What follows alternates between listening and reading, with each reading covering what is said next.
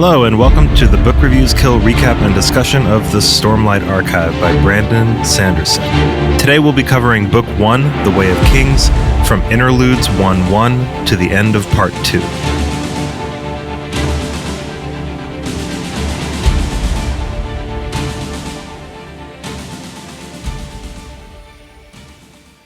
Ishik, a fisherman in the Pure Lake, is just returning home after a long day of fishing.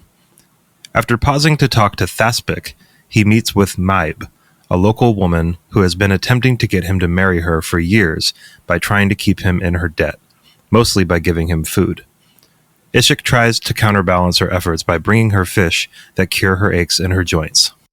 Following a brief conversation with Maib, Ishik goes to meet with a group of foreigners. They ask him about whether he has any new information for them, and Ishik tells them that he has been to many villages in the area, and none of them know anything about the man the foreigners are looking for, revealed to be Hoyd. The foreigners argue amongst themselves for a while, then leave Ishik to his thoughts. Balat Devar, Shallan's brother, is torturing various small animals in the gardens of their family's estate. He reflects on how Shallan is doing most of the work to save their family, and tries to convince himself that he isn't a coward for remaining at home to manage the estate. He admits to some resentment of Shallan. Because of all of their siblings, she was the only one their father never truly got angry at, but his thoughts are shortly interrupted by Wickham, another brother, coming to find him with an announcement that they have a big problem. Szeth is now serving a man named Took, who uses him to gain the admiration of mine workers in the small towns they pass through. As a demonstration of Szeth's total obedience, he has him do various things, such as jump up and down and cut his own arm. When he orders Szeth to kill himself, Szeth informs him that he cannot be ordered to kill himself, and returns to his own thoughts. The others are shocked at how refined his speech is, and are slightly discomfited, associating him with the Light Eyes. Szeth reflects that his speech and mannerisms may well be part of the reason that his masters never kept him for long, since his masters know that he is capable of so much more than they are using him for, and that in many ways he is much more refined and intelligent than they are. Szeth revels in his common labor, though, as it means he is not being used to spill more blood. As the night passes on and it becomes apparent that the townsfolk are no longer really listening to Took's stories, Took and Szeth leave. However, on the way out of town, Took is killed by a group of thugs, who consider selling Szeth to the slavers. Then one of them picks up Szeth's oathstone, and he informs them of his obligation to serve them as long as they hold it. When asked for clarification, Szeth tells him that he must obey any order except to kill himself, and thinks to himself that he can't be asked to give up his shardblade either, but the man need not know that. The man muses for a moment on the possibilities he has with such a servant. In the Shattered Plains, Adolin is on a chasm fiend hunt with Dalinar, Renarin, Elhokar, and Sadeas. He is troubled by Dalinar's increasingly strange behavior, especially his fits during the highstorms, and worries that his father is going mad. Sadeas also continually taunts Dalinar over his lack of recent success in capturing gem hearts, which also frustrates Adolin. Meanwhile, Dalinar, riding beside Elhokar and Sadeas, tells Elhokar that if they had a proper vantage point, they could observe the progress of the soldiers crossing the chasms. Elhokar charges off to a nearby rock formation, betting Dalinar 5 bromes that he can beat him there. Dalinar races after him, at first thinking only of Elhokar's safety, but eventually getting into the thrill of the contest. Just as Dalinar is about to win, he remembers the strange voice in his dreams, who he presumes is the Almighty, telling him to unite them. He hesitates, and Elhokar beats him to the top. When he sees how thrilled Elhokar is to have beaten him, Dalinar is glad to have waited. They watch the soldiers cross for a few minutes, then begin to return to the others. Adolin watches their return, all the while giving orders for his men to circle around the various plateaus, securing the area. Dalinar and Elhokar return, and Adolin gives his report to them. Elhokar reluctantly agrees to wait for the rest of the soldiers to cross, setting up a small awning to wait under, and conversing with his courtiers. Adolin questions Dalinar about the purpose and the wisdom of their hunting expedition, particularly where it leaves Elhokar open to a potential Parshendi ambush. Dalinar replies that a victory such as a successful hunt in a controlled, safe environment will bolster the king's reputation and increase his self-confidence as well. Just as Adolin begins agreeing with him, however, he voices a thought about how the Alethi should be in Alethkar, not on the shattered plains. This shocks and upsets Adolin. After a brief conversation with the king's wit, in which Wit tells Dalinar that Renarin is not as fragile as he thinks, Dalinar and Adolin meet again with Elhokar and Sadeas, making final preparations for the hunt. After only a few minutes conversing with Bashin, the hunt master, however, Dalinar and Adolin realize that something is wrong. At this point, the chasm fiend they have been hunting appears, climbing onto the platform with all the courtiers and scribes, rather than the smaller plateau the hunt was supposed to take place on. Dalinar, Adolin, and Elhokar all immediately begin to race for the chasm fiend, hoping to kill it before it can harm any bystanders. Sadeas uses his grand bow, weakening it from a distance, while Dalinar and Adolin go for its many legs, and Elhokar distracts it. While doing so, however, the strap on Elhokar's saddle breaks, causing him to be thrown to the ground. Just as he is about to be crushed by the chasm fiend, Dalinar hurls himself beneath the descending claw and, with shardplate-enhanced strength, catches it, giving Elhokar time to escape. Adolin continues to cut off its legs, and the chasm fiend is eventually unable to support its own weight. Elhokar summons his shardblade once again and uses it to kill the felled chasm fiend, then harvests its gemheart. Kaladin gets up before any of the other bridgemen, resolved that he will fight for a better existence even in his terrible circumstances. He attempts to rouse the rest of Bridge 4, but none come. After Kaladin physically carries Moash out of the barrack, however, the rest of the bridgemen reluctantly get up. Kaladin then informs the men of Bridge 4 that instead of sleeping in each morning, they will be training, and that he intends to do everything he can to ensure that Bridge 4 never loses another man. The other bridgemen all refuse to participate in Kaladin's training once Gaz informs them that they don't have to. Kaladin goes to Gaz and gets his pay for the week, returning one of his 5 spheres as a bribe. Gaz tells Kaladin that he has no authority and will be unable to sway the bridgemen, then leaves. Kaladin, worried that Gaz may decide Kaladin is more trouble than he's worth and kill him, asks Syl to watch over him at night and wake him if Gaz tries anything. Kaladin then proceeds to spend his morning training, jogging back and forth across the lumberyard with an unfinished board of a bridge. He does this for several hours before meeting several of the men from Bridge 4 to dismiss them for lunch. Syl informs Kaladin that she is changing, becoming better at remembering things, and understanding new concepts and abstract ideas. Kaladin realizes that she feels much the way about her new understanding of life as he does about his current position, afraid to continue, but sure that he can't go back. Adolin is overseeing the cleanup 4 hours after the Chasm Fiend attack, while the group waits for a bridge crew to come, replacing the bridge the Chasm Fiend had destroyed in its rampage. He reflects that many of the other Light Eyes are treating Dalinar slightly more respectfully and carefully after his earlier rescue of Elhokar, and thinks to himself that it can't last. Having finished his rounds, he approaches Elhokar's pavilion to give his final casualty report. In the pavilion, Elhokar chides Dalinar for not making serious efforts to win Gemhearts, comparing him to Sadeas. Eventually, the conversation deteriorates to taunting until Adolin calls Sadeas a coward. Sadeas in turn calls Renarin useless, nearly sparking a duel and possibly a war then and there, until he retracts his statement. Wit appears and taunts Sadeas for a while before actually praising Renarin's intelligence. Adolin and Dalinar then go to examine the strap of Elhokar's saddle to see if it could have been cut. Adolin wonders why they're bothering until he realizes that Elhokar believes that the strap was cut as an assassination attempt, at which point he remarks on Elhokar's increasing paranoia. Dalinar tells Adolin to take the strap to a leather worker to examine, to talk to the grooms about the saddle, and to double the king's guard. Adolin wonders whether Sadeas is behind the cut strap.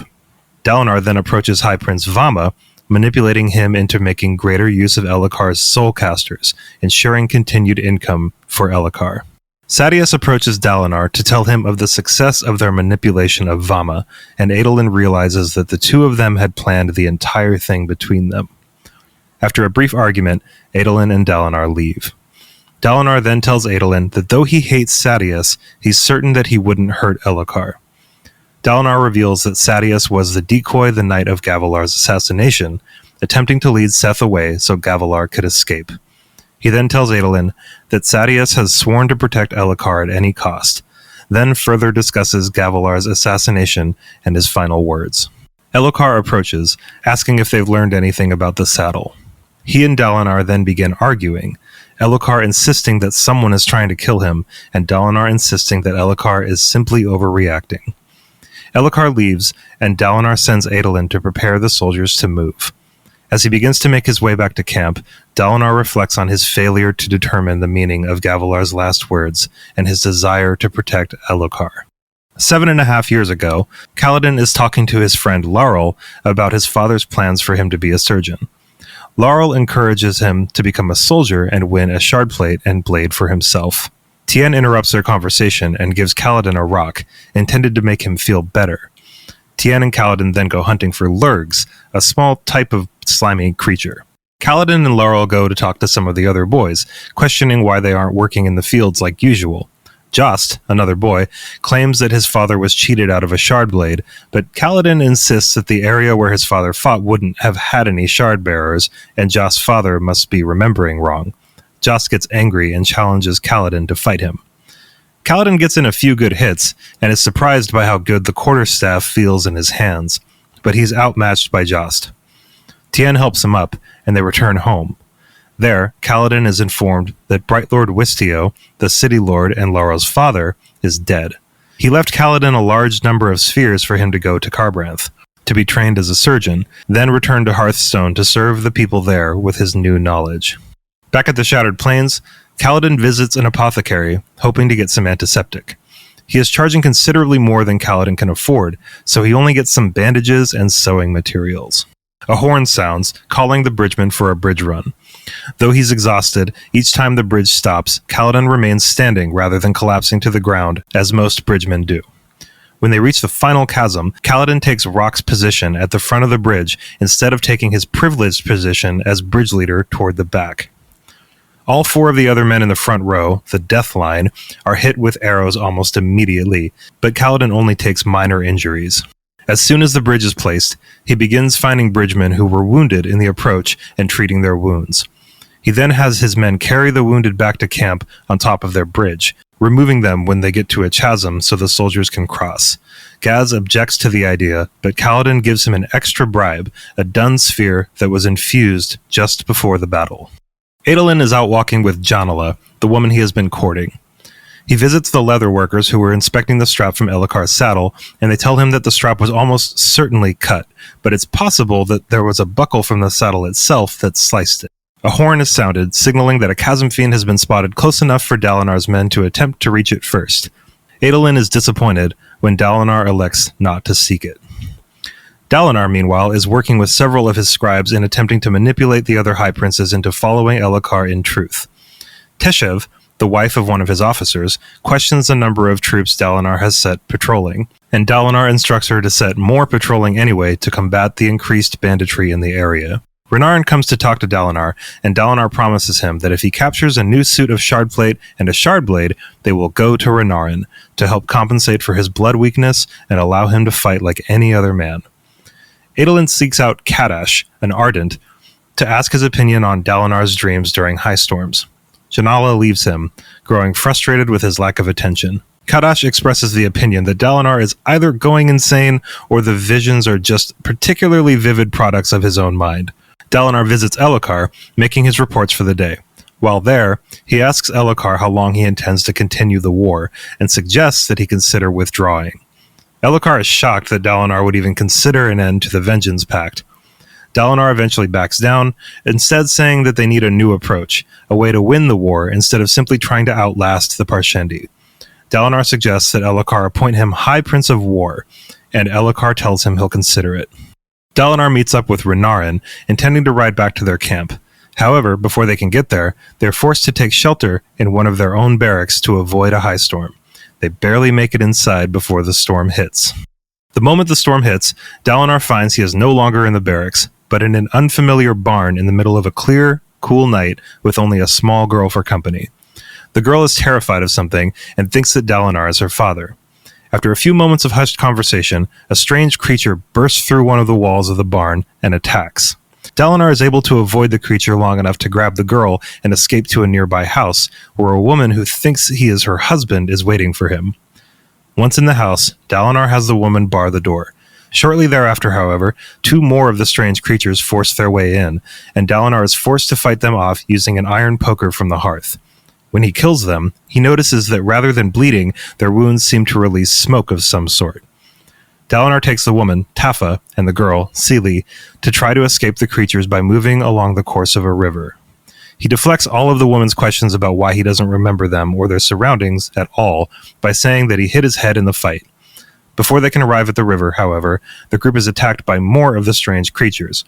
Just as Dalinar is about to be killed, 2 Knights Radiant appear and help him to kill the creatures. They tell him that the creatures aren't Voidbringers, but rather Midnight Essence. They invite Dalinar to Urithiru to train as a Radiant, then leave to help the others. Tafa begins to speak to Dalinar, but it isn't her voice. Dalinar recognizes her voice as the same voice he's heard in the previous visions, the one he suspects belongs to the Almighty.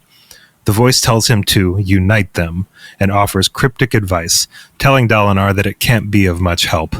Dalinar asks the voice if he should continue to trust Sadeas, and is told yes. Dalinar continues to question the voice, but before he can receive answers, he wakes up back in the barrack on the Shattered Plains, surrounded by soldiers who have been holding him down, keeping him from acting out his visions. He tells them that his mind is clear, and they can release him, then takes Renarin and leaves. 7 years ago, Kaladin is performing an unexpected surgery on a girl from his village. He had fortunately been nearby when the girl was injured. He begins working to stop her bleeding. After a short time, he succeeds in stopping the bleeding, but realizes that his success was not due to his treatment, but rather because the girl has died. He leaves her father to grieve over her, trying to cope with the fact that he was unable to save her. His father finds him and tells him that his work had all been good, and her death wasn't Kaladin's fault. He leaves Kaladin, telling him that he'll have to learn when to care and when to let go. Back at the Shattered Plains, Kaladin lies in bed, debating whether or not to get up. Eventually, he forces himself up and realizes that the other bridgemen had all been watching to see if he would get up and continue his training routine from the previous day. Kaladin goes to check on the wounded from the previous day's bridge run. 2 of them are, for the most part, fine, but one of them badly needs antiseptic. Kaladin washes the man's wounds with water, then goes out to perform his morning training routine. While jogging with his plank, he talks to Syl. She tells him that some of his men think he's gone mad, and asks him why men lie. Kaladin is unable to give her an answer. Syl claims that the king's uncle doesn't lie, but Kaladin cynically remarks that if someone has light eyes, they lie. Gaz approaches and tells Kaladin that Sadeas has ordered that his wounded men not receive food or pay for the duration of time that they can't run bridges. Kaladin is furious, as this means that he'll have to find another way to care for them. Kaladin goes to the men of Bridge 4 and asks them to split their food with the wounded and to contribute their pay for medical supplies. Most laugh at him and leave, but Rock agrees to share some of his food with Haber, the man who he feels has the best chance of recovering, because he feels he owes Kaladin for running the death line in his place the previous day. Rock also says that he can see Syl, though she hasn't specifically revealed herself to him. Kaladin then goes to Gaz and gets his bridge crew assigned to stone gathering duty for the day. He convinces Rock and Teft to help him gather knobweed reeds over the course of the afternoon. Dalinar goes with his sons to the king's feast.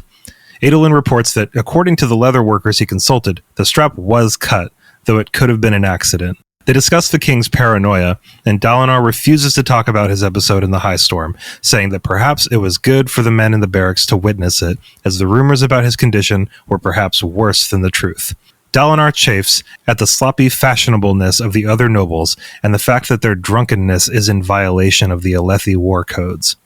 The king's wit sits on a stool at the entrance to the island and insults everyone as they go to the feast. He warns Dalinar that the rumor has spread of his suggestion to the king that they retreat and abandon the Vengeance Pact. Lady Navani, Gavilar's widow, unexpectedly shows up to the feast, having just arrived to the Shattered Plains. Dalinar tries to hide his attraction to her with the utmost propriety, addressing her as a sister. King Elhokar then announces that in light of the recent attempt on his life with the cut girth strap, he is appointing Sadeas to High Prince of Information to investigate. This is a snub to Dalinar, who he believes is not giving the investigation serious attention. Dalinar realizes that this is Sadeas' way of outmaneuvering his High Prince of War idea. Bridge 4 is on rock duty, finding stones to soulcast into food. Kaladin has Rock and Teft searching for knobweed to extract the antiseptic sap from. Rock, who can inexplicably see Syl, finds knobweed quickly, guided by her. Kaladin ties bundles of the reed to the bottom of the cart to conceal them. Syl comes to him excitedly, telling him that she led Rock to a pile of dung as a joke. He makes small talk with the bridge crew, trying to soften their attitude towards him, with little success. Kaladin realizes that even though he has saved lives in Bridge 4, no one will follow his leadership until he finds a way to make their lives worth living. Later, Kaladin, Rock, and Teft sneak into the wagon yard to retrieve the knobweed. Relieved that it's still there and not too dried out, they head to where Syl found chipped, discarded liquor bottles to use for the knobweed sap. They then head to the honor chasm to squeeze the sap into the bottles. While working, they talk. Teft asks Kaladin why he tries to lead the bridge crew. Kaladin says that the responsibilities of the bridge leader are his to decide. Kaladin asks Rock how he came to be a bridgeman. Rock tells him that his leader, or Nuatoma, dueled High Prince Sadeas to try to win his shard plate. When he lost, Rock, his cousin and servant, was bound to Sadeas.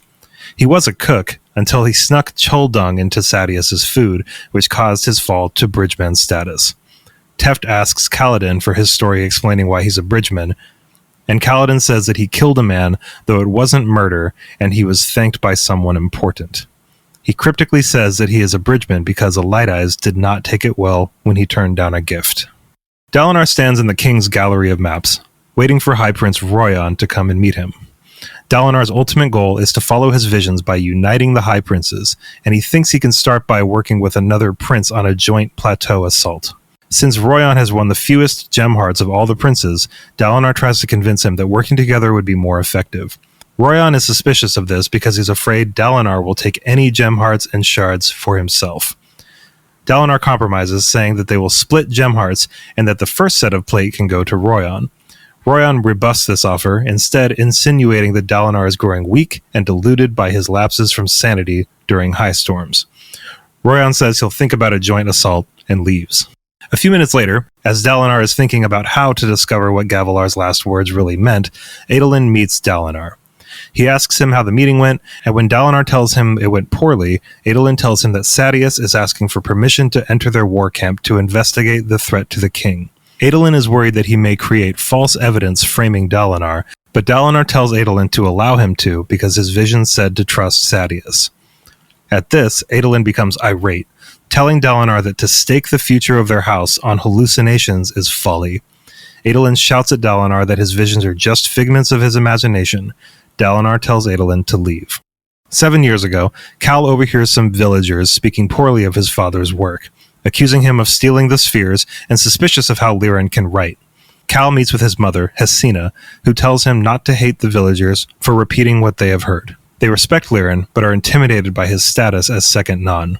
Cal realizes his parents had hoped to marry him off to Laurel. He can't decide if he wants to be a soldier or a surgeon. The new city lord, Bright Lord Roshar, arrives. He is less than pleased to be in a backwater city. He blames Lirin for his predicament because Lirin let Wistio die. Back at the Shattered Plains, Brightness Latima reads The Way of Kings to Dalinar. Renarin is with him. Listening usually comforts Dalinar, but not this time. It reminds him of Adolin's arguments. Dalinar is disturbed by the nature of his visions. Dalinar tells Renarin that High Prince Aladar refused his offer of an alliance, just as Royan did. Horns sound outside, and Dalinar enters the war room and gives Teleb an order to march. Teleb presses Dalinar on the idea of using faster bridges carried by men, and he finally relents and gives Teleb permission to recruit and train one crew. Sadeas comes to interview Dalinar's soldiers. He is insistent that the investigation continue despite the imminent battle, so he follows Dalinar and his army. Dalinar and Sadeas talk about the thrill. Usually men don't speak about it. Dalinar summons Oathbringer, and together with Adolin, they attack the Parshendi. The thrill gives him strength, focus, and power until he feels a sudden stab of powerful revulsion to the scene of death around him. He forces himself to continue to fight, but feels sick. Dalinar hears a voice saying, "Life before death," but nobody is near enough. He starts to fight for his men. Dalinar wins the battle, and Adolin takes the gem heart.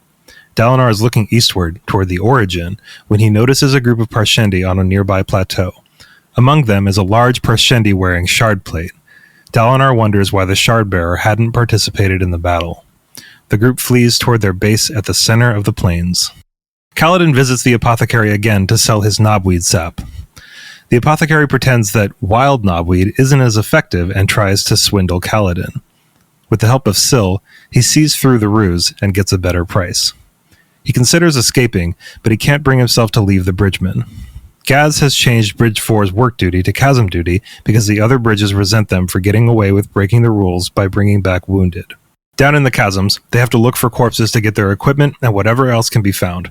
Kaladin, Teft, and Rock walk ahead, talking.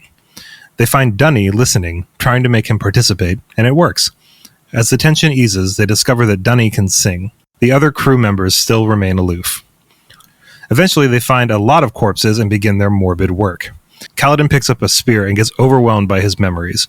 At first, most of the others jeer him for pretending to be their leader, but after he finishes his kata, they stare in amazement. Remembering that they have work to do or they'll get in trouble, he drops the spear and tells them to get to work. Teft is clearly impressed, but Kaladin plays down the issue. Later, Syl looks with Rock and Dunny for more corpses, and they find Parshendi. They discover that the Parshendi's armor is grown from their bodies. The crew finishes their chasm duty and goes back to the ladders. Kaladin muses on how to get the crew together and comes up with an idea. Back at the barracks, he and Rock buy a cauldron and some supplies, and Rock cooks an evening stew for all the men of Bridge 4. One by one, they all eventually come out of the barrack and sit around the fire, eating Rock's stew. The next morning, many more members of Kaladin's crew get up early to work out with him. While on an inspection, Adolin studies his father and worries about what he sees. Teleb demonstrates a prototype of a new portable bridge, which fails.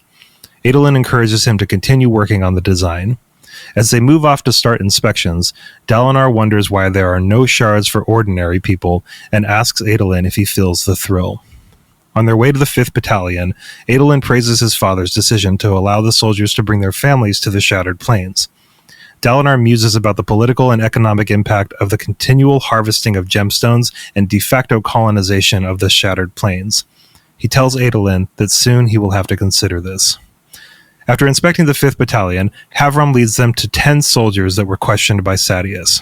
Dalinar delegates the interrogation to Adolin. It becomes clear that the groom's loyalty to Dalinar probably made the situation worse. They only offered blanket denials to Sadeas. Dalinar asks Tadet to interview the men separately and find out specifics. Adolin then questions why Dalinar keeps giving him the lead. Dalinar tells him that he has a decision to make, but before he can elaborate, he notices a messenger in Thanadal's colors. The messenger informs Dalinar that Thanadal has to cancel their meeting. Dalinar presses the messenger, and he says that he is instructed to say that Thanadal does not wish to do a joint plateau assault with him. All 8 High Princes have refused Dalinar's offer, leaving only Sadeas. He tells Adolin to continue the inspection without him, making a vague excuse about something that needs to be done. Dalinar is confident that his son will do well as High Prince, as he tries to decide whether he should abdicate. He orders Niter to bring him his warhammer, then orders some workers out of the new latrine pit.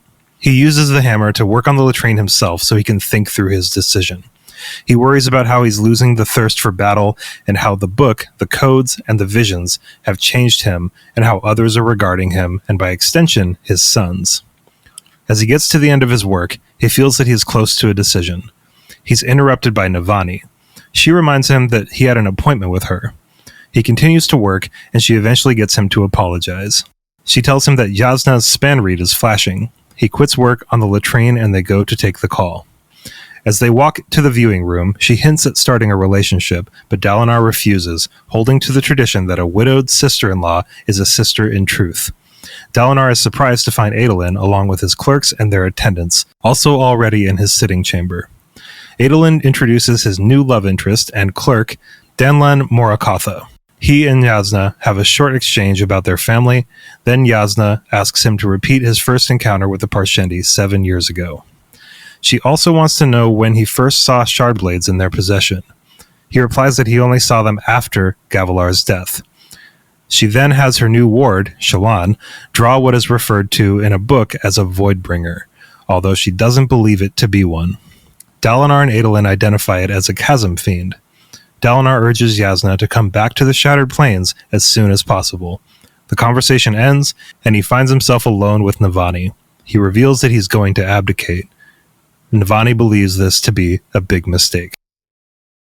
All right, so we have part 2, which was long, especially because we did the interludes too, which actually weren't that. I remember those interludes being longer, but they were only a few pages each.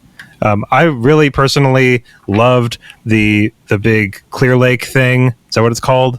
Like that big giant lake that's like not very deep. Like, oh my god, man, Sanderson's ideas are so cool.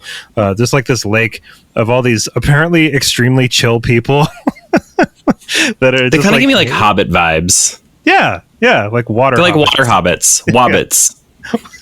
Not wobbits. But yeah, so they were looking for a character named Hoyd, not the people that live in the Clear Lake, but the people that had visited this character.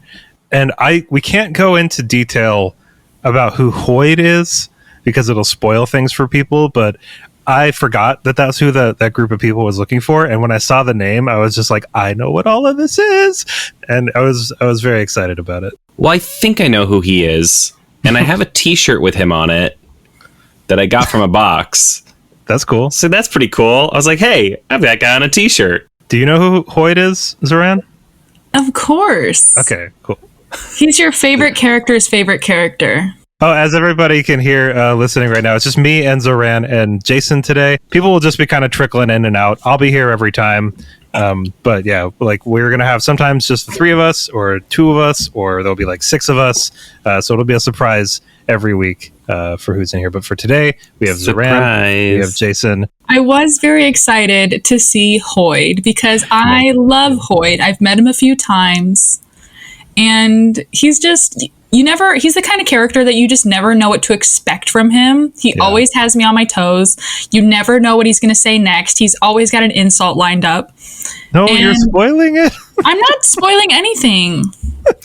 I think I know who it is, but I'm going to not say it because then when I find out, I can be surprised. Be like, what? Cut it out. Then. And then moving on to Non-Balat, which was the second interlude, which I could have probably just done without reading that. I feel like that was like pulling apart a crab. Let's pretend our readers forgot what happened in that interlude. Not that any of us would. Like, describe it, really. What happened? Tell the class, please. This memory. All right. So Non-Balat is Shallan's older brother.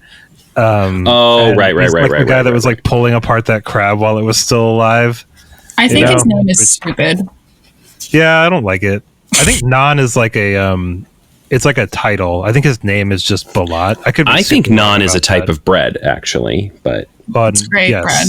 Wonderful bread. And there's Non in this series, which is like the sort of hierarchy of like, I think, is it just the Dark Eyes hierarchy, or is there another Light Eyes hierarchy called Nons as well? I think the Light Eyes are done. Is that a thing? Yeah. Okay.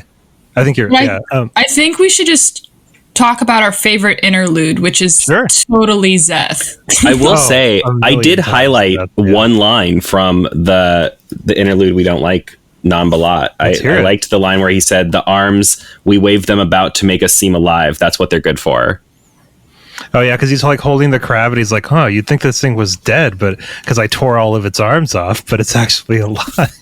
Yeah, I just liked the idea of like, we literally just have limbs to wave them around to show people that we're alive. Anyway, on to Szeth. Oh, Szeth. Szeth. I just call him Szeth. I just omit the Z. I don't have time for that. Really? I omit the S. Szeth? Yeah, I guess I'm pretty sure it's Szeth. Szeth. I'm just going to call him Szeth. Yeah, that's fine. Okay. So the thing with Szeth is if you have his little rock, he will literally do anything you say, except he won't kill himself, which is brutal. Womp womp. That is really intense. So basically, like, it sounds like he's just been kind of drifting around since the Parshendi. Did the Parshendi like relinquish him? I was kind of like not super clear on that. Like, did the Parshendi, like, they had initially hired him to kill Gavilar, and then like once that job was done, was Szeth allowed to leave? Was that like the arrangement that they had? I mean, I think they it seemed like his owner might have gambled him away or lost him to some other way. I don't think they just were like, hey, get out of here. I think they lost ownership of him in some way. I thought it was interesting that Szeth is super cool with manual labor because it means he's not killing anybody. Oh man, that'd be so intense to like not only you have to do anything anyone tells you, but it seems like a lot of the people that he runs into, and especially some of the people that are in this particular interlude, are super into the idea of him killing people. And that's just the worst. Poor Szeth. I really like him a lot. He's like, just give me a box to lift and put down. Yeah, come on, man. Please don't make me kill anybody else. So the Oathstone, what's up with the Oathstone again? Is it Truthless is the people of Shinovar have their own kind of hierarchical system. So Truthless is the bottom rung for people in Shinovar. But I was kind of unclear on did it explain how he got his Oathstone? I'm trying to find it in the text now. I don't think they explained how he got it yet. I could be wrong about that, but I don't recall that. But they're not magical either, the Oathstones. It's just purely an honor thing. That's a specific thing to remember. Yeah, because I think it's, like I said, I didn't say anything. What am I talking about? I think it is an honor thing because he's on the bottom rung of this hierarchy, but also he's almost the equivalent of a slave with the stone. So he's able to do labor for anyone who's in possession of the stone. Right, exactly. Yeah. That's okay. I mean, I think the point of that interlude was basically just to show that Szeth is no longer in the employ of the Parshendi, and he's just kind of drifting around from master to master, very much not in the mood to kill people, but being forced to if he's commanded to. I think that was basically, we're just kind of touching back on Szeth. I think it's Sanderson's way of reminding us, hey, that guy that killed Gavilar, he's an important character, so just remember him.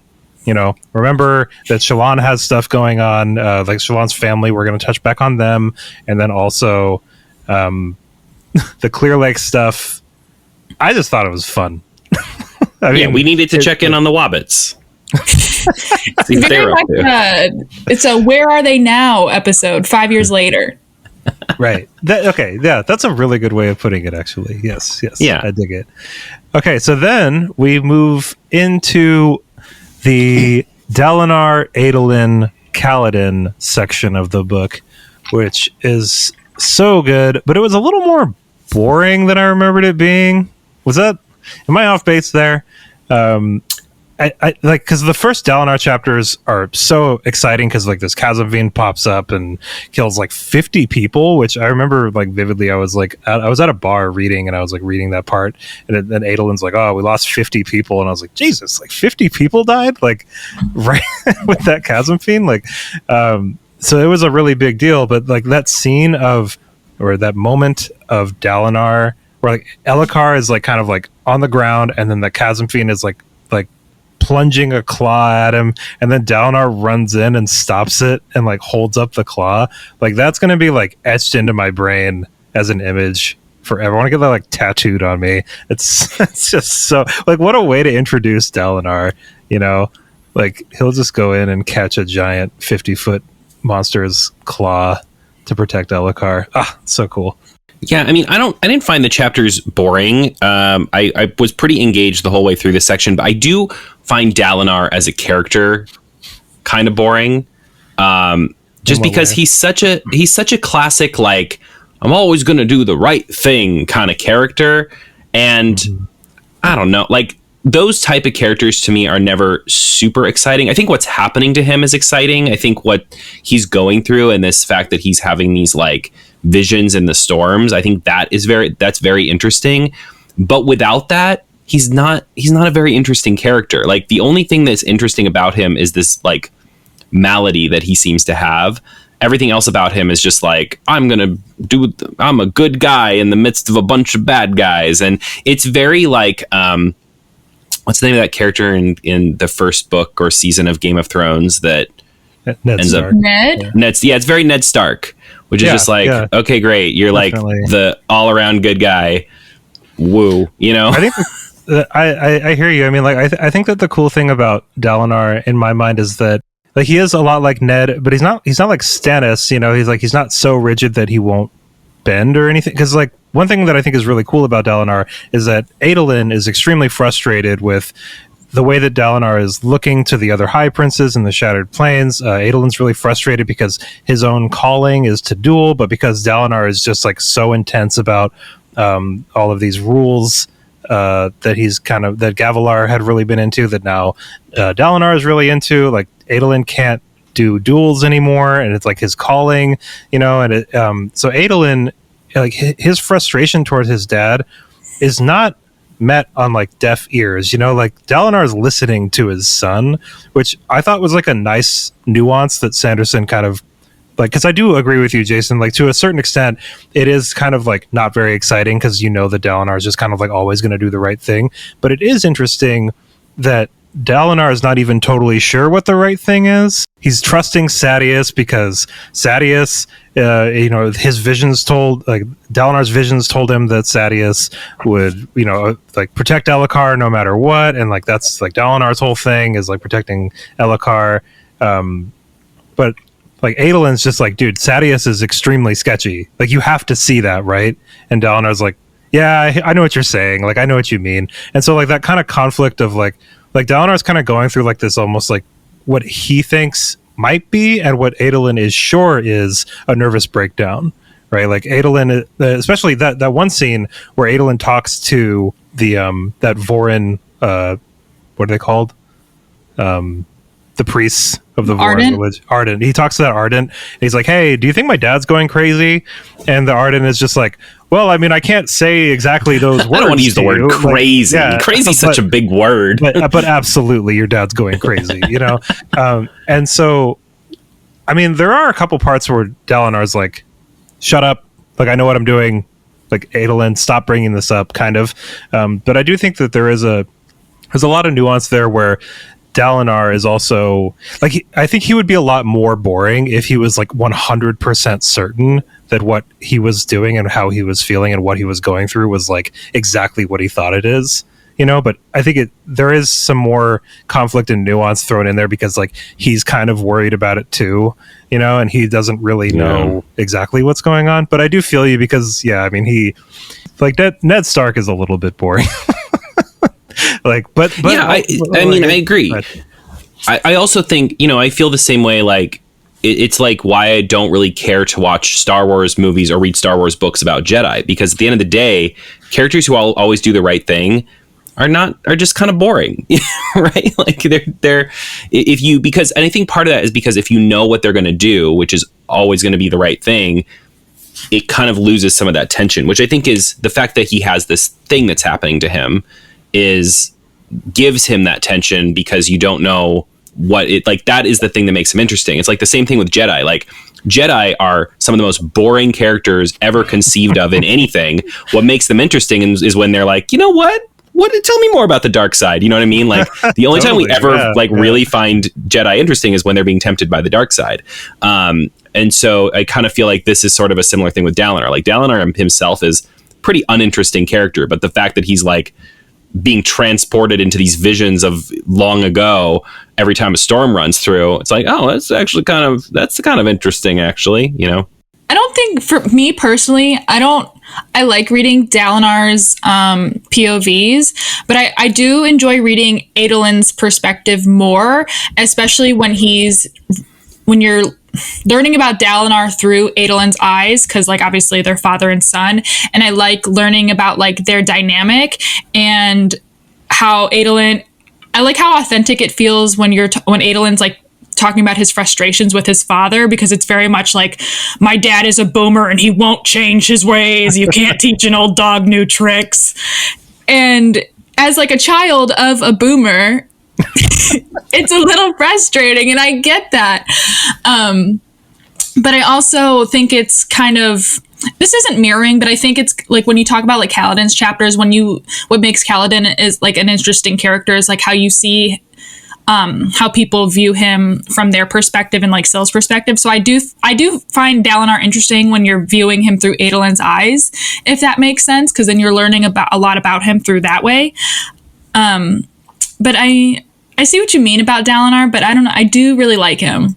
But see, I don't want to... what my hot take is that I really don't care how Adolin feels about Dalinar. I want to see the side of Adolin's story where he's hoeing about town. Like, I want that side of the story. I want to see Adolin go on all these ridiculous dates. Like, take me out of Dalinar land and let me just see Adolin, like, dating every girl in the kingdom. That's what I would like to see. That would make a good interlude chapter. Yes. I love that part where he goes and talks to the Ardent, and the woman he's with is just like, really? Like, we're going to church right now? You know, and he's just like, come on, like, religion's super romantic, right? Like, like everlasting love or whatever. He's like, what does promenade even mean? Oh my gosh. But yeah, I mean, like, with Dalinar, like, towards the end of this section, I mean, so he's been so on the fence about, like, fighting and stuff, and then... I think something that is really cool about Dalinar is that, yes, he does seem extremely rigid, but also I feel like he's also able to be a certain amount of flexible when it comes to, this is going to sound dumb, his rigidity. You know what I mean? Like, he's very intense about uniting all of the High Princes, right? So he's willing to kind of, like, put aside this other thing that he had an issue with, you know, which is fighting, and you know he's willing to compromise so much. Not even just with Sadeas, but I think it's like Royan or Aladar. I can't keep all these names in my head, but another one of the High Princes is like, nah, I don't really know if I can trust you. See, like, like I don't know. And then Dalinar is just like, well, how about I give you like half the gem hearts we find, and then with the first amount of shard plate that we see, you can have that too, which is kind of. I was like, come on, Dalinar, what the hell? Because he promised Renarin that he would give Renarin some of the first shard plate that he gets. You know what I mean? So I was just like, you're out here just like promising shard plate to everybody. So I think it really just kind of feeds more into like, yes, there is a certain rigidity there, but I think also like Dalinar is just kind of like, he feels like he's a few steps behind on everything. And it, you know, he's like Billy Zane on the Titanic, you know, he's just like running around, like trying to, you know, fix this situation, but he doesn't even know what's going on, you know, like, so yeah, I don't know. He's just compelling to me. He's actually like the High Prince who's the most open to change. He's the most progressive one out of all of them. Right, and it's not a very far jump. That I don't even know if Sanderson's like trying to do this really, but you know, like a lot of the wars that happen in the modern day in our realm, you know, money is like a gigantic part of it. You know what I mean? And I think that what Sanderson might be trying to do here is say like, hey, look at this. There's like this kind of like ostensible, superficial reason that we're all here, but we all know why we're really here, though. You know what I mean? Like, we're here for the gem hearts. We're here so that we can, you know, make ourselves more rich. We are not interested in uniting for a greater good when us being divided and in competition is making some of us much more money, even though there are a ton of people suffering because of it. Like, it's not a super hard leap between those two things, but I do think that Sanderson is really capturing with Dalinar like that frustration where it's just like, dude, aren't we here for like a reason? You know, like, isn't there a reason we've been here for 6 years and we could be here for another 6 years, but you guys are just like quibbling about gem hearts and you're all feasting and getting wasted all the time. And there's like, even Kaladin in the first section, when he notices the camps, he's like, wow, none of these soldiers are even like dressed correctly. Like there's just not a lot of discipline going on here. It's like one big giant party for some of them, but then for quite a few more, there are people being slaughtered like constantly. This is awful. Like, this is an absolutely terrible situation. And Dalinar, through these visions that he's being constantly like called into, his sanity is being called into question, not only by the other High Princes, but by his own kid. He's probably just like, oh my god, like this is so messed up. Like, do I believe this? Would this be the right thing, or should I just bow out? I don't know. What did you guys think about that moment where it was the first reveal where it's clear that Dalinar has some past trauma, and the visions, I think it's the visions, are causing him to not even remember his wife's name. And he has to bear that secret, so where he can't even tell his sons when they talk about their mother that he can't even remember her name. He can remember her face.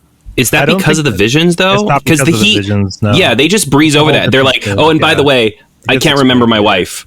You know, like that to me was a very weird thing because it feels very breezed over. It's not connected to the visions. No, that's a thing that happened in his past that gets much. We learn more about that later, but it is like a really sad thing. Obviously, like, you know, if you just had that part of your memory just like kind of exorcised, you know, like it's just gone, and you can't even like. And it's not only that he can't say his ex-wife's name or his late wife's name or whatever. It's that when other people say the name, he can't hear it, which is also. I didn't even realize that. Yeah, so like when Adolin says the name of his own mother, Dalinar, it's just like a fuzzy, unintelligible word to him. Man, I really miss. I'm convinced I didn't even read this book.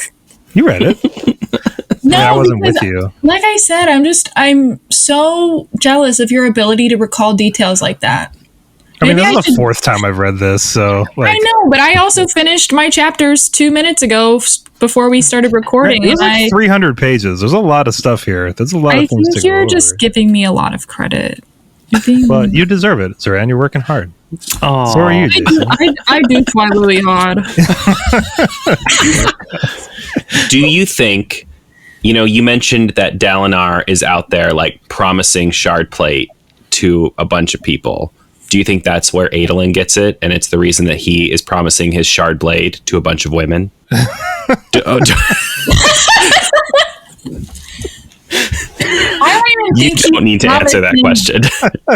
Wait, the real question is, I'm asking myself, would you does he have to count to 10 to no? I was now driving my car today and I was listening to the audiobook and I asked myself, would I have a one night stand with Adolin? Yes. Absolutely. Smash. Absolutely.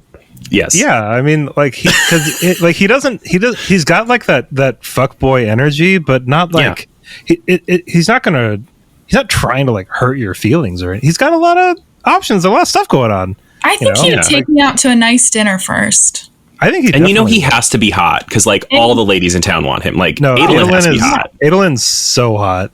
Yeah. Like Adolin's probably the hottest. I bet he's way hotter than Kaladin. Like if we saw this in like a live action, like they'd get. Oh yeah. I don't know. And this works out great for me because my type is pretty boys. Yeah, Adolin's probably got a jawline that could cut glass. Adolin is like probably like Orlando Bloom in Lord of the Rings, like that level of just not even realistic hot, just like elf hot. Elven hotness. Elf hot. Swipe right, smash, would DM first. Aw. This is the really important would appreciate it. Parts of these we're chapters. Really digging into the thematic elements of this book right now. Thematically, I would smash with Adolin.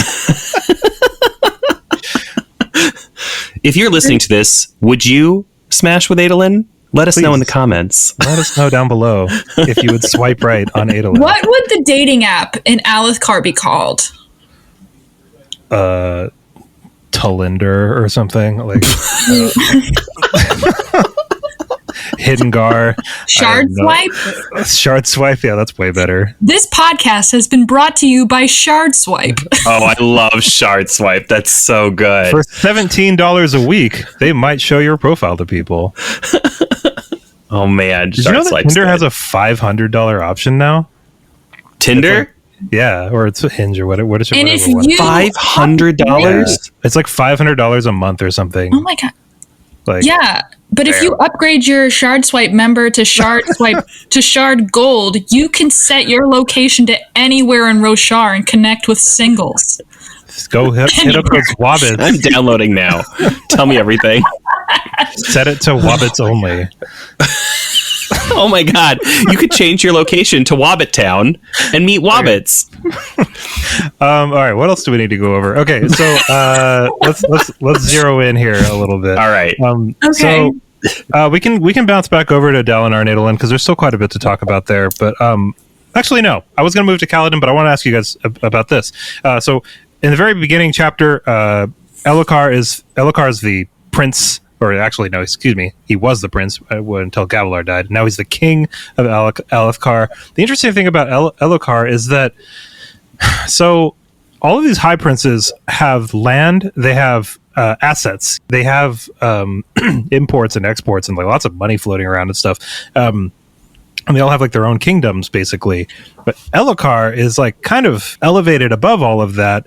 But at the same time, like he doesn't really have any of that. So he's in kind of like a weird position as king. And also he's extremely paranoid that he's going to be assassinated, which totally like 100% makes sense. I don't even think that it's weird because I think that Adolin's kind of hinting like, oh, like the other high princes think Elhokar is like weak or something like that, or Dalinar is worried about it or something like that. And it's like, really? Like, I feel like everybody would totally literally like thrown off a balcony. I mean, I would be pretty stressed out too. Yeah, I would be like, hey, there's people that are trying to assassinate me. Now, okay, so the interesting thing also about Elhokar is that he doesn't really trust Dalinar.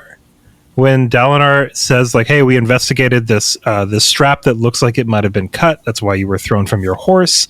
But we're still looking into it. We don't know for sure yet.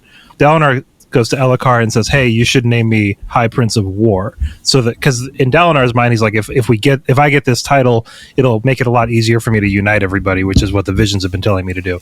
And Elhokar is like, yeah, maybe. And then at that feast, Elhokar appoints Sadeas as High Prince of Information, and really what that was a way to snub Dalinar publicly and basically announce to everybody that he doesn't trust Dalinar to deal with the assassin situation. He doesn't trust Dalinar with his own safety. But like, is it though? The thing is, like, Dalinar feels like it is a snub, but then when he talks to Elhokar's just like, yeah, he came and was like, want to be the High Prince of Information. Sound like a great idea.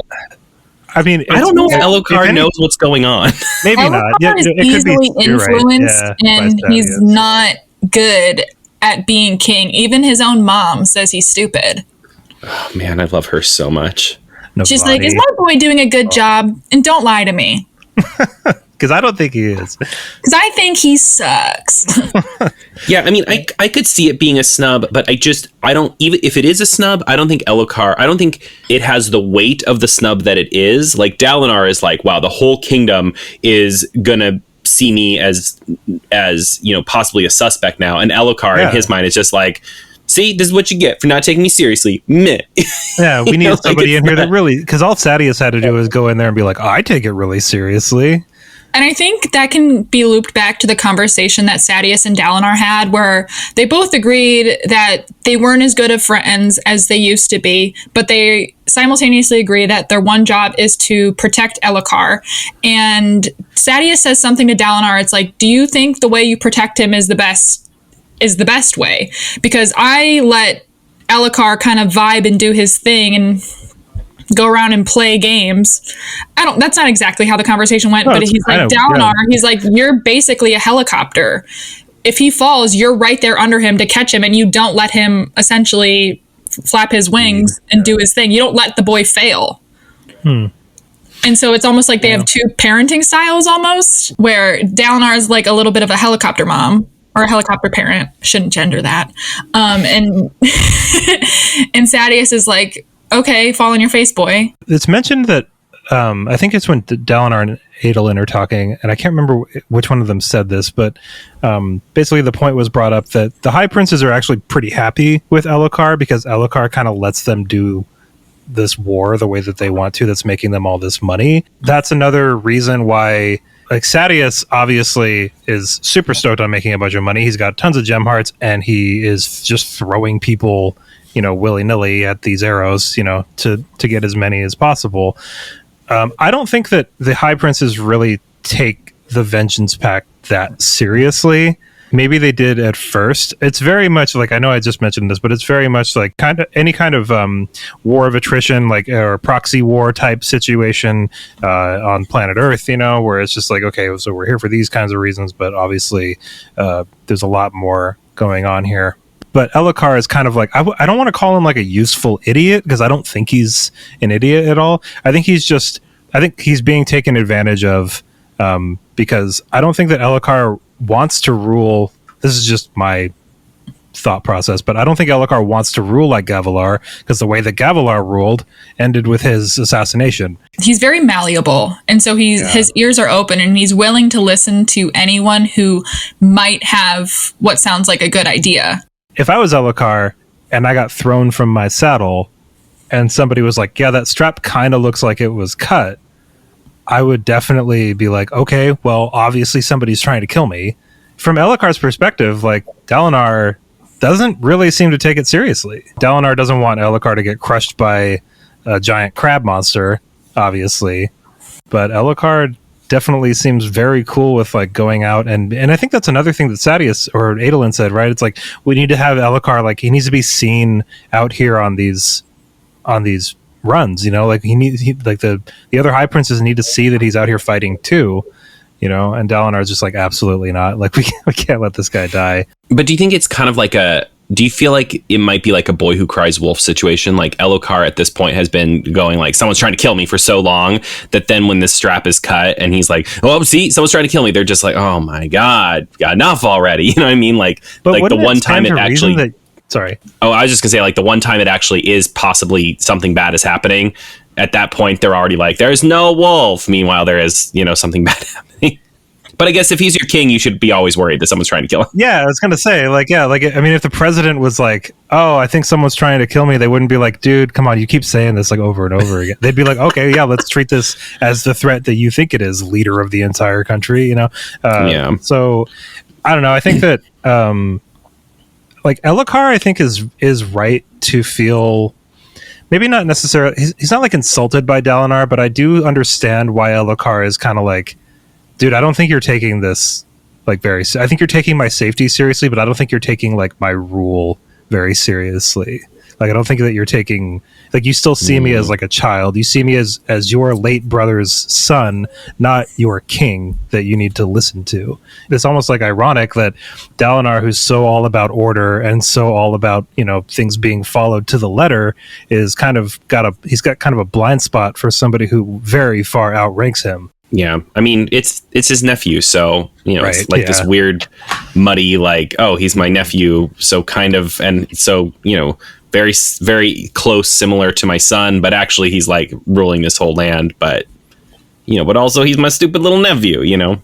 Also, like, Elhokar just sending in a heater of a totally unnecessary jab at Dalinar when they're talking, and he's just like, oh, like the way that you protected my dad. It's just like, bro, you know, you're gonna bring this up? Like, damn. Yeah, that was pretty cold. That was brutal, man. And like, it's like Dalinar is, I mean, you know, he was wasted, but like, you know, he doesn't do it anymore. I don't know. Just like, damn, dude, that's like, Dalinar's having a bad day. Dalinar's not doing great. No. And I mean, like, oh my God, we could talk about the vision that he sees in the highstorm when all those monsters are attacking that village. So it's a really interesting thing that Sanderson does, because it's like Dalinar's not seeing things; he's in that situation. He's like, having a lucid dream. He has full bodily autonomy and mental autonomy, and he's not like, so, you know, it's very clearly shown that I think his name is Heb or something, and like his wife is like, oh my God, where'd you learn to fight like this? Like, this is crazy. Like, what? You're like fighting off these monsters with a fire poker? Like, this is ridiculous. So, and then are they heralds or radiants that come down? I keep getting them mixed up. I think I'll get them mixed up for the rest of the series. I think those are the radiants. So yeah, I thought they were the radiants too. That was funny because like a woman shows up and he's just like, a woman with a sword? I've never in my years. I want to ask you guys, like, what do you think about the strict like gender roles and stuff that Sanderson's presenting in these books? From a world building's perspective, it's hard because I think a little bit of my knowledge of Sanderson seeps into that, and why I think that is the case, right? Yeah. Like, I feel like all of his books have pretty like rigid gender norms, right? I think that's not, but he does have characters that kind of like bend that a little bit. Like the main character of Mistborn, right, has like almost what's her name? Main character of Mistborn. Vin, is that her name? Really? It's been a while since I read that. But she kind of like goes back and forth between like gender norms of like boy and girl a little bit throughout that series, which I think is kind of interesting, especially in the first book. But I guess the nice thing is knowing that there is in this world the existence of like badass female characters, and they existed before, and that means that they could exist again in this world. I think that's really kind of what that scene is implying to me, is that there was a time where these like really badass women existed, and we could possibly see that again in the future. When we have some women already, like like Yasna is not into the Vorin religion or whatever it's called. Like there are already some badass women that are doing their thing even a little bit into this book. But also we have like these kind of, there are women that cover up one of their hands after a certain time. It's called their safe hand, and they never let anybody see it. And I don't really understand why that's a thing, but it's a thing. And then, women eat different food. Women read and write, but men don't read and they don't write. What do you think Sanderson's doing with this? Like, do you think it's just like interesting world building, or do you think it's like, because in my mind, I'll just like answer my own question because I'll just steamroll everybody real quick. But like, like the way that I think about it is kind of like, it's almost like a send up of like, oh, this society is like so this is high society, like we've got like this hierarchy, and the people at the top, it seems like fit the most strictly into those gender roles. So in my mind, it's almost like a send up of just kind of like, oh yeah, you think that you're really advanced and you think you're really refined, but you've got like these kind of arbitrary, like meaningless roles that you're just like putting gender in for like no real reason, like there's no real utility in that, like at all. It's just like what they do. I think there is quite a bit of it's just world building as well, though, right? Because in our world, there are, even now in 2024, some gender norms that are pretty silly. And if another world wrote about our world and added in the gender norms of today, or even the gender norms of 200 years ago, 300 years ago, they would seem pretty outlandish and be like, oh, that's so silly. They cover one hand. They have a hand that you're not allowed to see. Right. But we have things that are very similar that are absolutely ridiculous in the male female binary of, our civilization. So like even to me, it's also just blue. Yeah, exactly. Oh, blue is a male color and pink is a female color. Yeah. Like why? It really, I think it serves several purposes, but I do also think it's just like very interesting. It's just a very interesting element of world building, of like making this world seem even more deep. And, I think having ridiculous gender standards honestly makes the world feel more real, which is kind of insane. I totally hear you. Yeah. Yeah. What do you think, Zoranne? You guys pretty much took the words out of my mouth.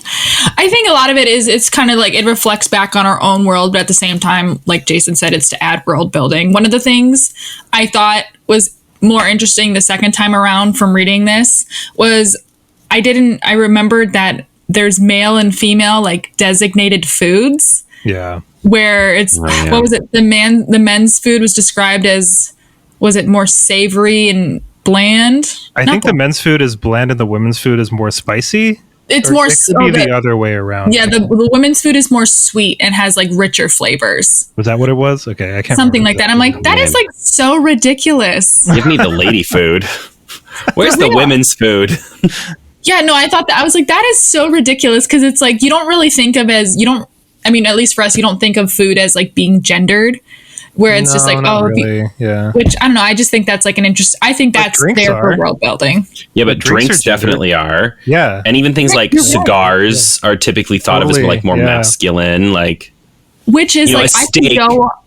Oh my God. A steak is considered more masculine, right? If you want to talk about like food being right. Whereas like a salad is more feminine, right? Yeah, like, that's true. Yeah. We do that. It's ridiculous. Because but we do it. I was at a wedding last month. I'll make this side quest very quick. Where I was at a wedding in July, and some of the guys, they're like, we have cigars, we're going to smoke them. And I was like, oh my God, I want a cigar because I love smoke. They taste so good. Yeah. And I could not tell you how many men came up to me and told me that they had never seen a woman smoke a cigar before. You showed them your safe hand. I just blew it in their face. You showed them your safe hand. I did. But you're right. It was so ridiculous. But I was shocked. They're like, I've never seen a girl smoke a cigar before. And I'm like, I don't know what to tell you, bud. Another thing that's cool about this world building element, at least one of the things, is that Dalinar has to have the Way of Kings read to him. He can't read it himself, which I think is a really creative way. I mean, maybe that's, where Sanderson, he thought about that idea and then he kind of like branched out from there. This is an extremely important text to Dalinar and he's never looked at it. That's the men of this world love their audiobooks. I was just about to say, those videos on TikTok where it's like, rip fictional character, you would have loved X. It would have been like, rip Dalinar, you would have loved Audible. Oh, man. You could speed it up, slow it down. Repeat. Can you increase the speed? Thanks. Okay, I would like to move over to all the Kaladin stuff. I think we covered a lot of the Dalinar Edelin stuff. Bridge 4. Bridge 4. Yeah. Okay, so Kaladin is slowly pulling a Mighty Ducks here. Sorry, I had to do that. It's but yeah, so it seems like Rock was the first to break, kind of. Right? Am I correct about that? Yes, my husband was fully invested from the start. My husband, Rock, he was ready to go. Oh yeah, Jason texted us and was like, "I love Rock so much." He cooks. He's nice. He's the best character. Yeah. The reason that Rock even does it is because, however, like Kaladin takes Rock's place at the front of the bridge.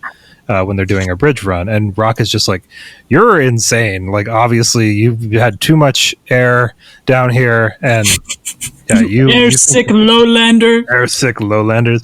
I really like that detail a lot, because what Sanderson could have done was just have Rock just be cool enough to just do it, but no, Kaladin took that initial step of taking Rock's place. And then once Rock kind of was like, okay, I'll give up some of my food because I kind of owe you one. Then I think it was Teft. I think it was like Teft was on board. Dunny is on board. Moash, they're still having trouble getting him. But Teft, they had to go like convince. Like Teft, they had to go over to and like, because he's like an old man, right? And they're like, we really need you in on this. They're like, he's like, no, I'm not. This is not for me. And I'm like, come on. And then they're like, what if you get to keep your food? He goes, I'm in. I can do that. The cool thing that's happening here is that Kaladin, basically what he's trying to do is show all of these bridge runners that he will do anything for them, basically. Like, he takes his leadership of them really seriously, even though they don't take his leadership very seriously. I really liked that he needed to go harvest like all of these like, what is it called, knobweed, and like squeeze like one drop into like these bottles at like one at a time. I just think that that's really awesome, and like people see him doing that, and it's so that he can like heal people, which that's not really a policy with the bridge runners. Like, if you get injured, they just kind of leave you there to die.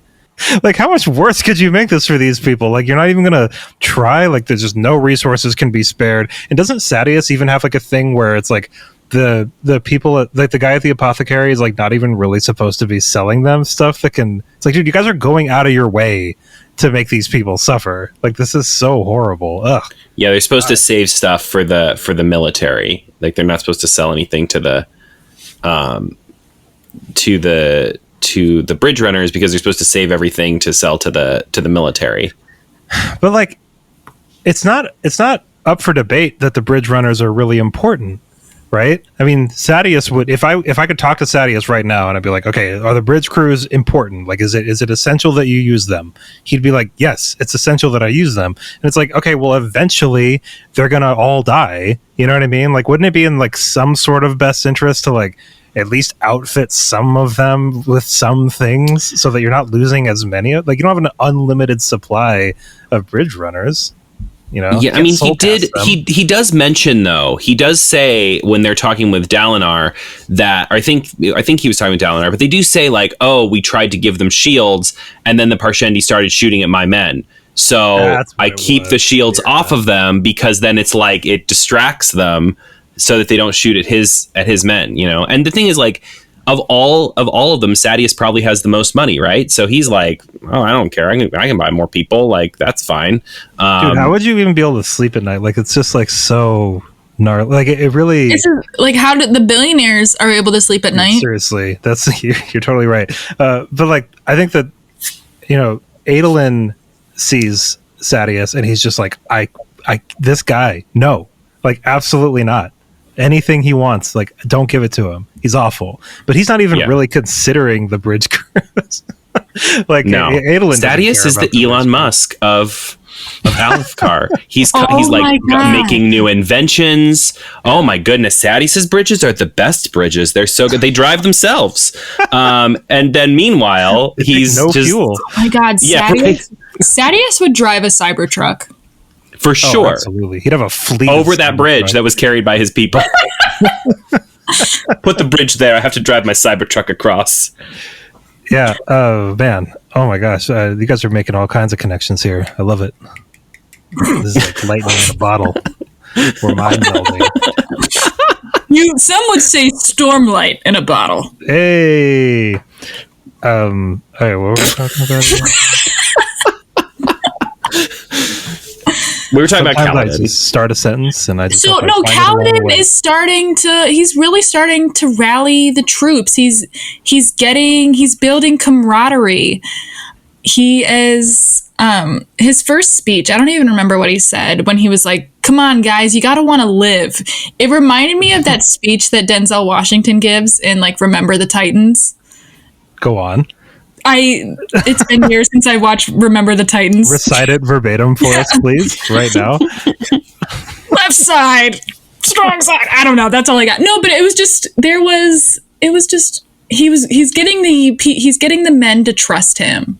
He's keeping them alive, and they're slowly coming together. And I think one of my favorite moments was at near the end of part 2. It's like the last Kaladin POV chapter, where he's like, Rock, I need your help.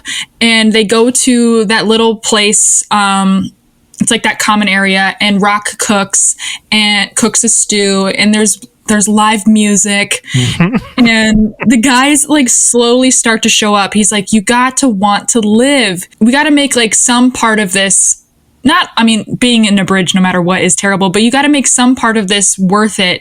There has to be a reason to wake up each day. Like, we're going to make it less miserable, because it's going to suck no matter what. Totally. And that part really made me happy and smile, because, like, they're like, you get a home cooked meal, you get to hear music.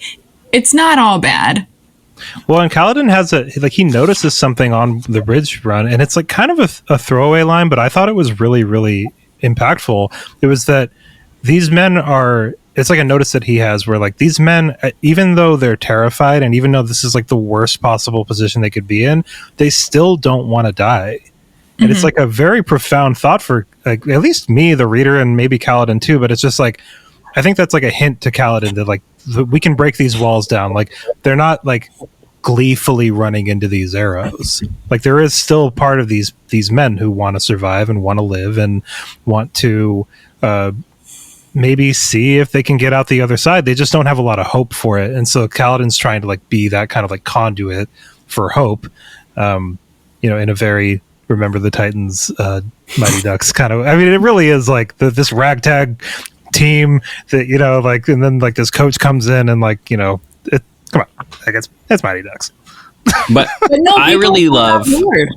Oh yeah. I really love how he discovers the power of, like, the power of laughter, but also just the power of shit talking, right? Like, when they're down, like, looking, like, they're down doing that run where they have to, like, pull things off of bodies, like, the three of them are basically just, like, shit talking each other, and everybody is like, oh, they're talking and there's some laughing, and right, and, like, he catches one of them, like, laughing at something or something like that happens, right? And he's like, oh, we got to keep this up, right? We got to keep making fun of each other, because that's getting them involved, because they people love to laugh at shit talk, right?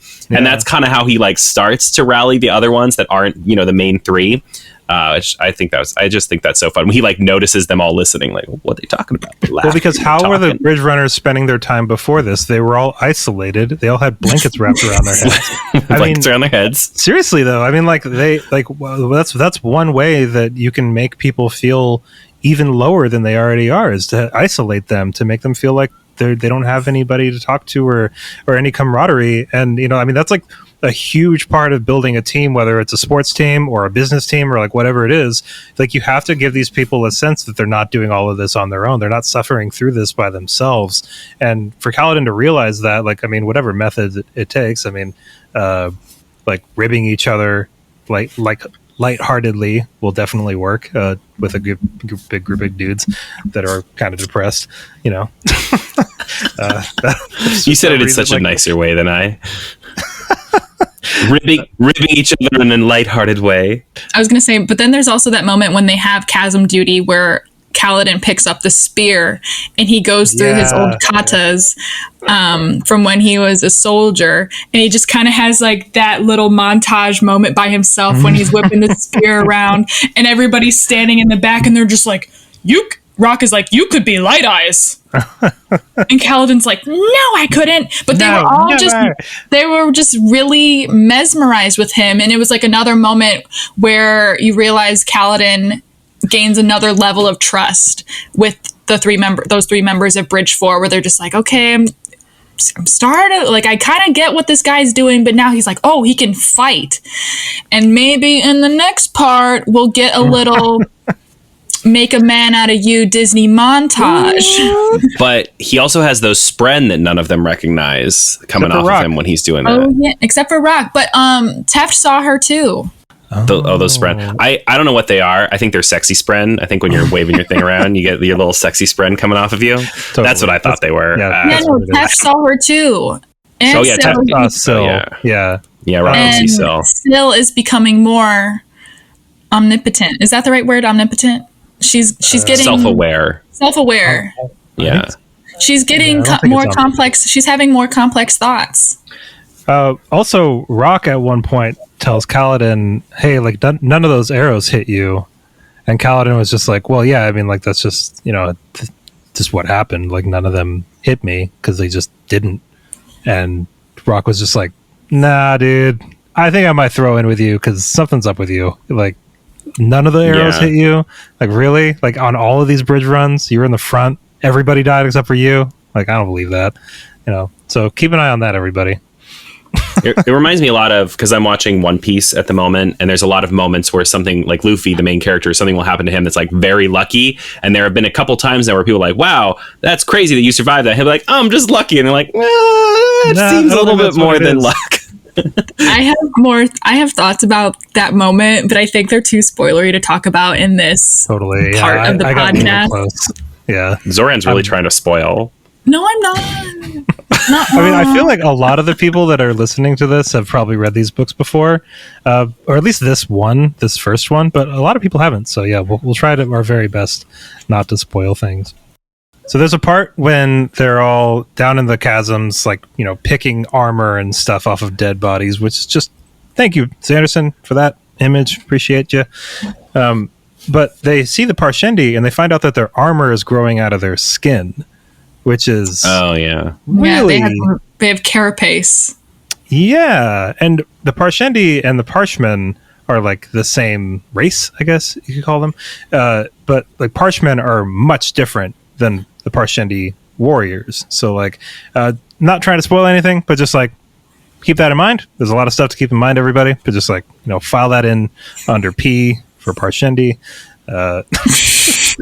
in the old noggin, But yeah, I do like that, like the chasms are so well described and they're so like dark and wet and gross, and there's all those like dead bodies down there. I mean, it's so I bet it smells great. Oh my god. And it's like the visual of like all these bodies just like falling between the cracks of the shattered planes, and then like people going down to go like scavenge all their stuff, and it's man, like it's so gnarly.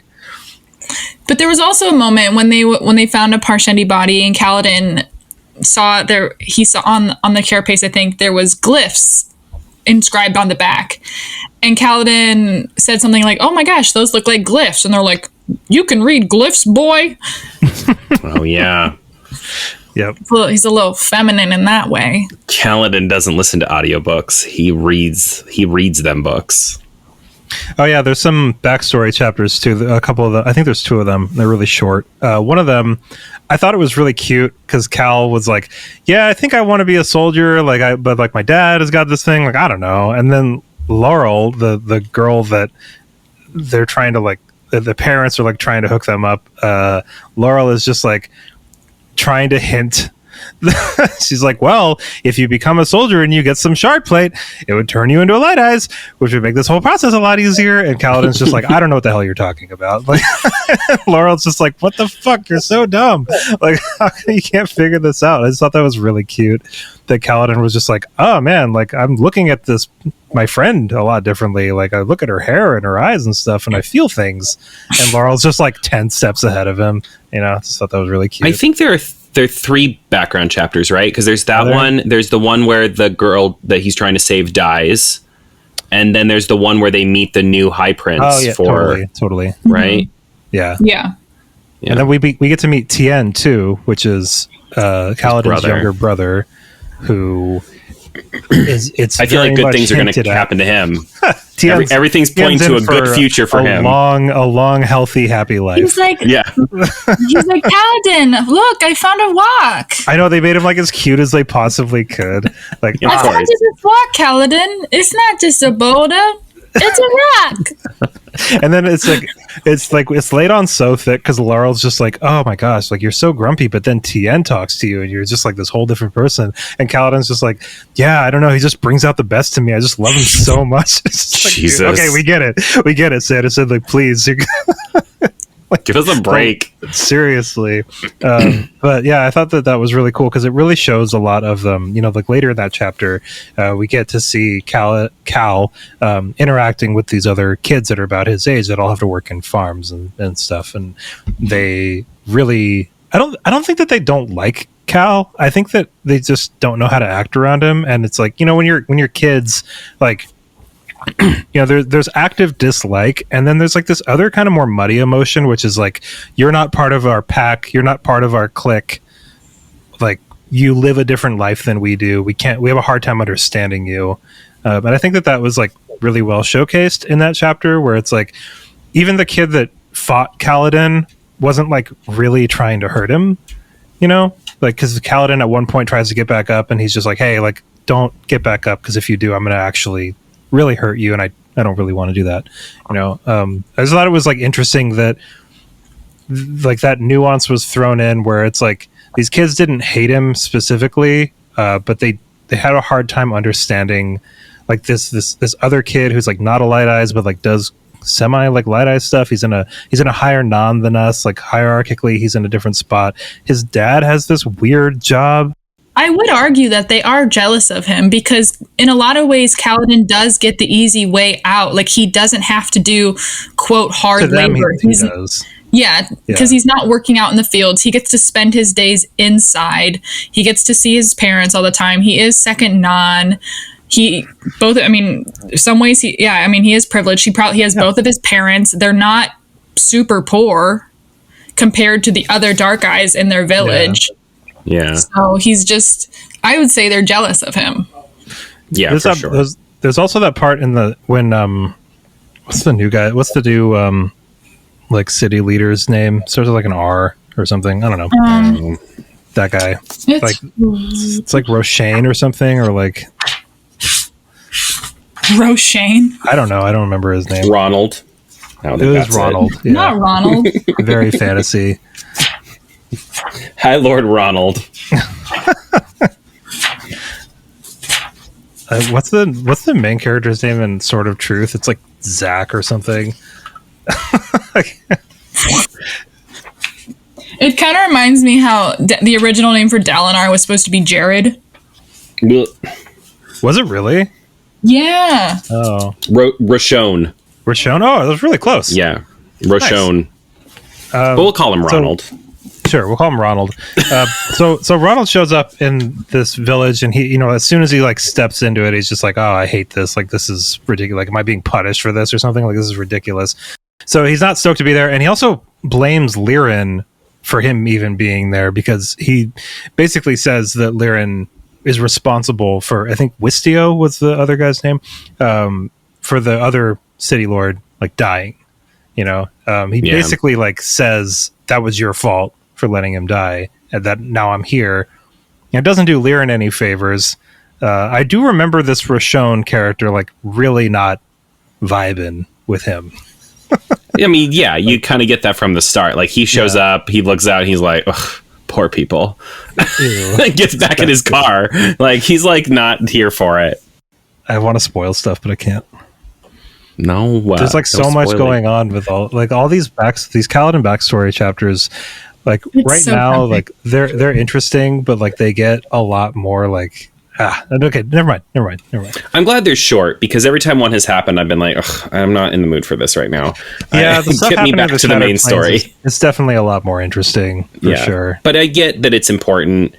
But at the same time, I don't know, the trope of like, like the Lost or episode, or like the Orange is the New Black episode, where like every book is about has the flashbacks of one character. Yeah. I'm always like, eye roll. Dude, that's why I can't finish Attack on Titan, is because every time I think I'm getting any kind of progress at it, where it's like, okay, remember that girl who like really liked potatoes in like the very first season? We're gonna do like an entire episode about her, and it's just like, I think I remember who that is, and then it's so that's interesting, because like some of my favorite episodes of, say, Avatar: The Last Airbender, let's say, like some of my favorite episodes are like the Zuko alone or Aang alone episodes. I love those. Yeah, but those are so few and far between. I feel like, I mean, I guess these chapters are too. They're not Avatar overbearing. Is way better than Lost. Yeah, there's that too. Yeah. Okay. Like, I'd rather watch that like a million times than for sure. Lost. I have a question for you, Jaysen. So Tell me everything. Last episode, you really preferred the Shallan chapters over the Kaladin chapters. Do you feel like you missed Shallan? Oh, for sure. Yeah, I kept having to remind myself that I wasn't going to get a Shallan chapter in this part, because I kept being like, oh my god, I would like find myself flipping pages like, is the next chapter about Shallan? And then I'd remember, no, of course it's not, because she's not even one of the three characters that is at the beginning of this chapter. I definitely missed her a lot. I mean, I was like, so who I ended up loving in these pages in part 2 was Navani. Adored Navani, but literally when they like got on the span read thing and called in for Yasna, I was like, say hello to Shallan for me. Make sure she's doing good. How's she doing? Is she okay? Everything going good over there? Is it? I might cut this, but like, is it? Am I misremembering? Like, we do get a hint that Dalinar is into Navani, right? Oh, for sure. Okay, yeah. Making sure, like, there's a lot of and she is also, like, very flirtatious with him. Like, at one point, they're almost alone together. Whoa. Whoa. It's heating up. No, I love Navani. She showed up and I was like, my favorite. They were I guess they were almost were unchaperoned. And I'm guessing, is it like in Victorian England where if you were caught unchaperoned, do you have to get married? I mean, I don't know. Do those rules apply to them, because they're both in their 40s or 50s and are both widows? I think that what like the main like kind of, tension there is because it's Gavilar's wife, and like that's, and I think it's mentioned too that Dalinar had both Dalinar and Gavilar had feelings for Navani, but Navani chose Gavilar. Yeah, she even says that. She's like, do you know why I chose your brother over you? She says that, and then she explains it to him. All right, so we're gonna start wrapping. Is there anything else that you guys want to go over before we say an extended goodbye to everybody listening? I just want to say that Adolin is hot, but Navani is hotter. I think that is probably where we're at this point. And those are my most in-depth thoughts. You're right where Sanderson wants you. I'm sure all he ever wanted you to get out of this book. Yeah, right. I'm sure when Sanderson wrote these books, he was like, I really hope some gay in Florida goes through and makes a hotness chart of all my characters and figures out which is the hottest of them all. Why do you think he outlines so thoroughly? It's for the gays. No, but are you gonna go read Adolin fan fiction after this? Yeah. I will say, I think, coming into, we're almost to the halfway point of the book, and I had this thought the other day, and it's funny because I really am starting to equate The Way of Kings and the Stormlight Archive with One Piece, right? Like, they're both very, very long, epic stories. Obviously, they are very different stories, but there's just a lot of similarities that I'm starting to find. And I had this thought yesterday, or a couple days ago, when I was finishing these pages, where we're almost 500 pages into the first book of 5 books for this first part that are all 1,000 or more pages, right? And I had this thought, and I was like, these 5 books are not going to be long enough. I was like, it's not going to be enough. No, I have a feeling that, like, by the time we get to the end of Wind and Truth, like, we're going to feel happy to move on to other stuff, probably, like, individually, and, like, it'll be nice to kind of, like, wrap it up, but also I have a feeling Sanderson is going to gut us. Like, he's going to hurt us so emotionally at the end of that 5th book.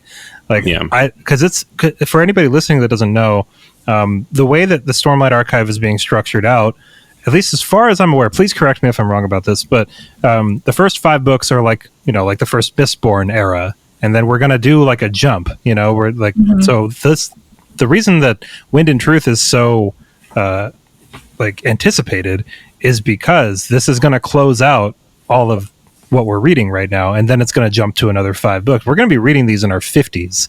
You know what's crazy about doing this podcast with you guys? I'm the only one here who has actually read Rhythm of War. So I know 1,000. Yeah. I know I have like 1,200 pages more of information. In my brain that if I think about Wind and Truth too much, I will burst into tears, honestly, based on like what the information I know about what happens in that book. Damn, can't wait. I've heard really mixed things about Rhythm of War. Like, you want to talk about it? No, we shouldn't. No. We absolutely shouldn't.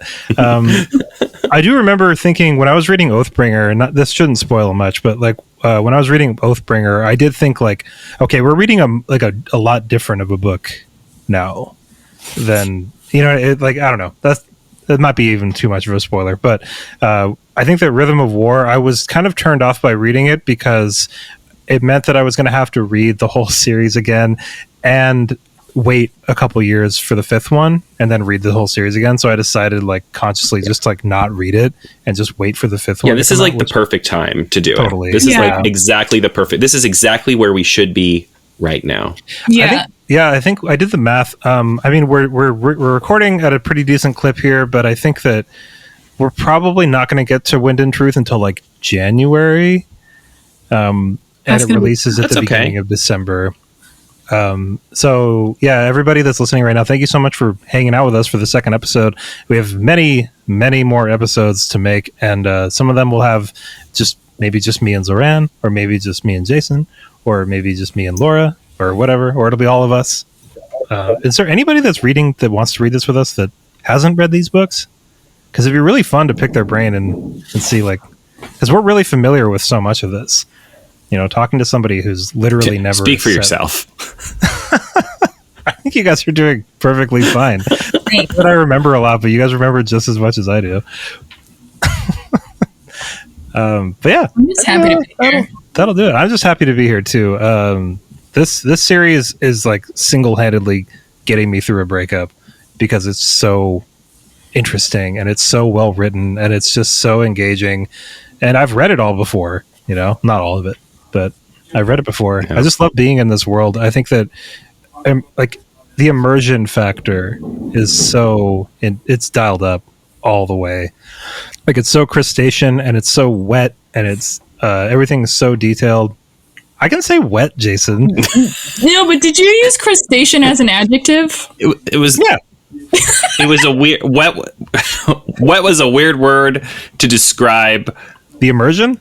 The immersion. Especially when it came after the word crustacean. I see nothing wrong with what I did. I'm sticking to it. For next episode, what are we reading up to? Oh, yeah, that's good to tell everybody. So we're reading Interludes, the 2nd Interludes, which I think are 3 interludes up into the end of part 3. So it looks like there are 1, 2, 3 interludes again. And then we have part 3, which is called Dying. And we will read all the way Oh my god. I think it's like page 700 something, right? I got my book right here. We are reading to 704. That's the hardcover version. It's the same in the paperback. No, I have the mass market paperback and it's different pages. Oh, woof. Well, I have the hardcover too, but are you enjoying your size 4 font? Dude, honestly, like I really like the mass market because I was like lugging the hardcover around, and it's massive. Like it's too big. Like I like the mass market because I feel like I can just kind of like throw it in my backpack and then I can like manhandle the mass market. You know, like I don't care what it looks like. Yeah, I'm done with it. So the hardcover is my audiobook trophy because I've been listening to the audiobook and listening on my ebook. I've been reading it on my Kindle. Oh, my updates for this week are Dalinar is in purple. Adolin is in like a teal color and Navani is in pink. I feel like those are good colors. Yeah. Are you basing it on like their auras? A little bit. I mean, people got really mad at me. I told you guys for Syl being green, but Wind is green, so I don't know what to tell you. Yeah, sorry. If you played any video game ever, Wind is green. True. So, everybody, thank you so much for listening. Read up until the end of chapter 51. And that will get you to where we're going to be next week. And until then, Jaysen, Zoranne, thank you so much. I'm going to go storm off. I'm going to go read more. Thanks for having us. Thanks. Bye, guys. Bye, everybody. Happy reading and all of the things that I usually say at the end of episodes. Consistency is key when you're making a podcast.